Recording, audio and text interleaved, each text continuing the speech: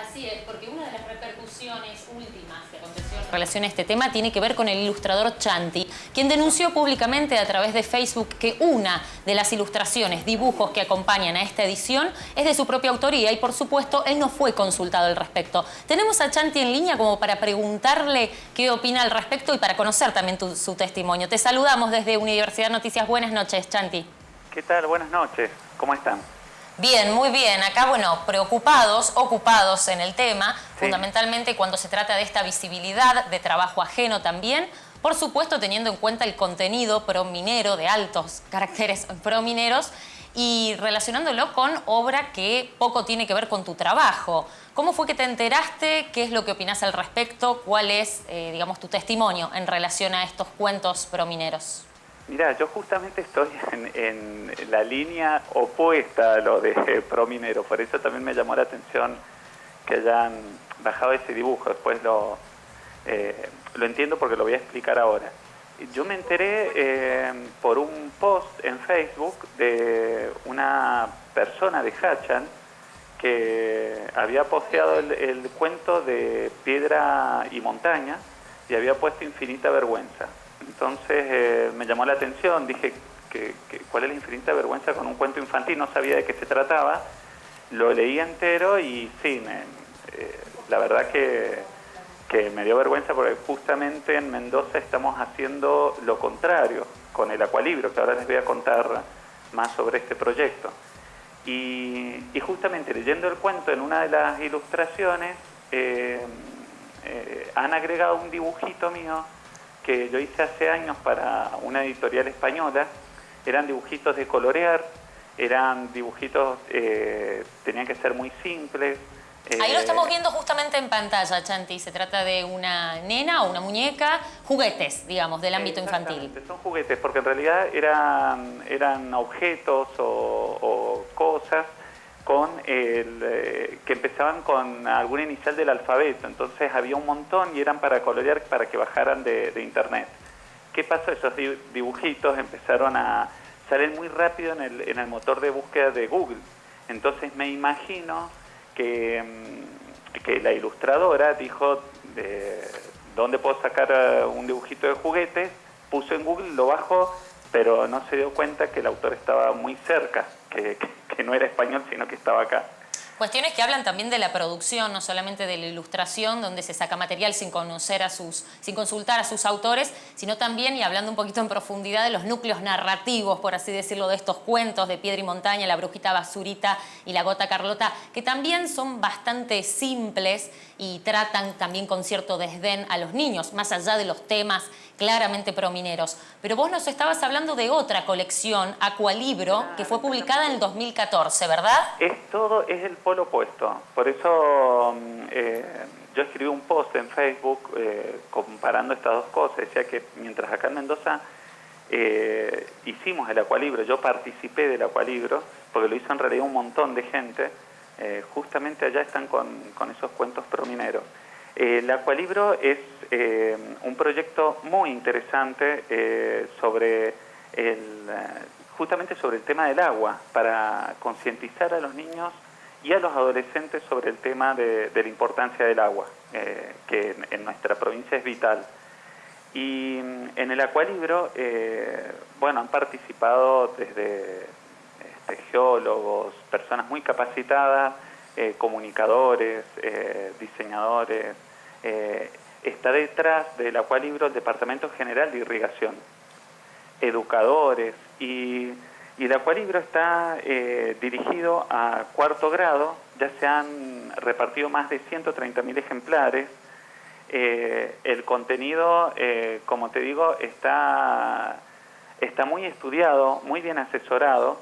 Se reparte en las escuelas, porque los manuales que nos llegan de Buenos Aires por ahí no reflejan la realidad de cada lugar, como es, por ejemplo, el tema del agua en Mendoza, que es tan importante y tan primordial.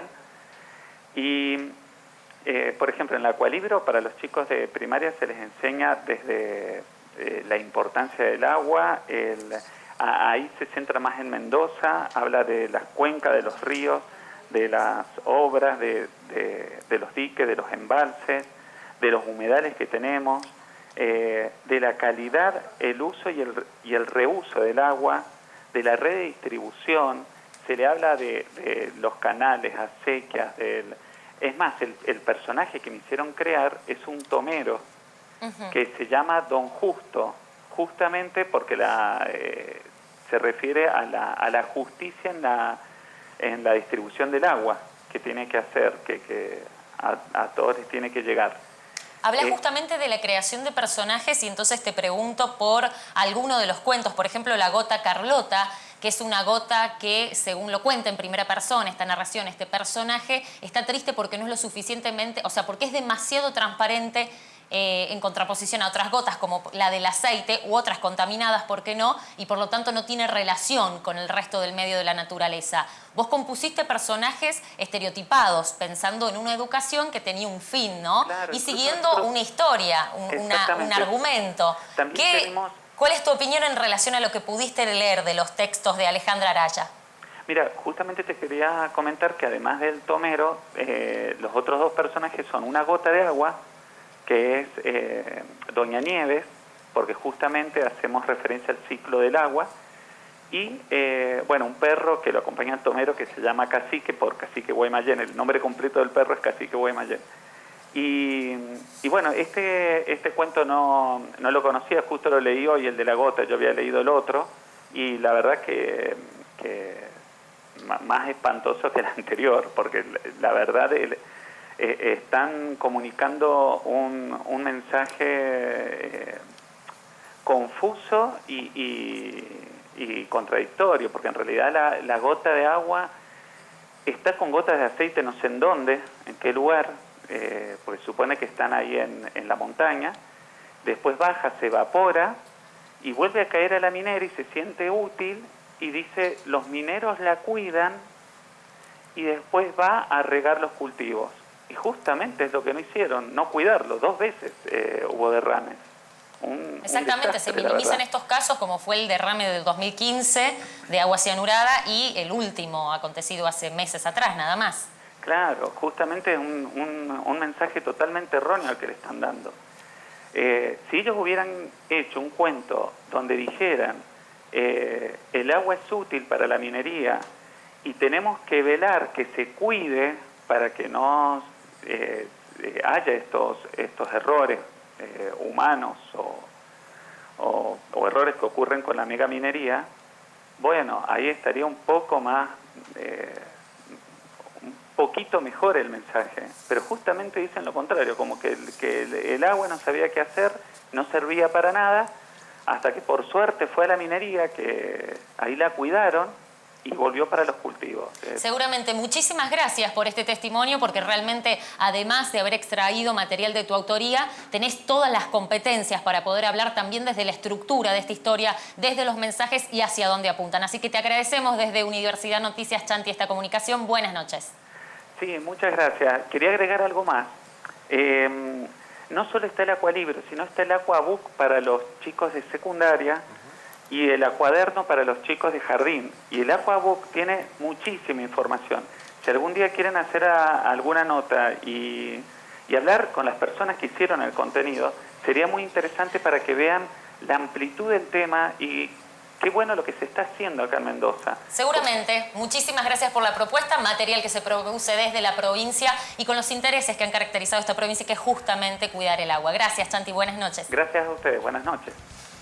Bueno, muy bien, gracias, dice, por el aporte, por la entrevista a Chanti y esta arista de la información que, bueno, roza lo artístico. Sí, exactamente. Pero en un mal uso, digamos, teniendo en cuenta estos cuentos propineros que se conocieron en San Juan. Y teniendo en cuenta el punto de circulación que le dio el gobierno de San Juan, estos 50.000 ejemplares que costaron 3 millones de pesos, la gran mayoría repartidos en esta feria del libro en el departamento, en la localidad de Rawson, y el resto posiblemente vaya a las escuelas sanjuaninas. Así que es válida la alerta una vez más desde la provincia de Mendoza. Tal cual. Jessy se queda con nosotros y vamos a compartir en un ratito más contenido de cultura. Nosotros hacemos pausa en Universidad Noticias y nos metemos con la repercusión, la voz oficial, la voz que faltaba, más allá del comunicado por parte del Departamento General de Irrigación, la voz del superintendente a raíz del conflicto de las aguas del río San Isidro. Ya venimos.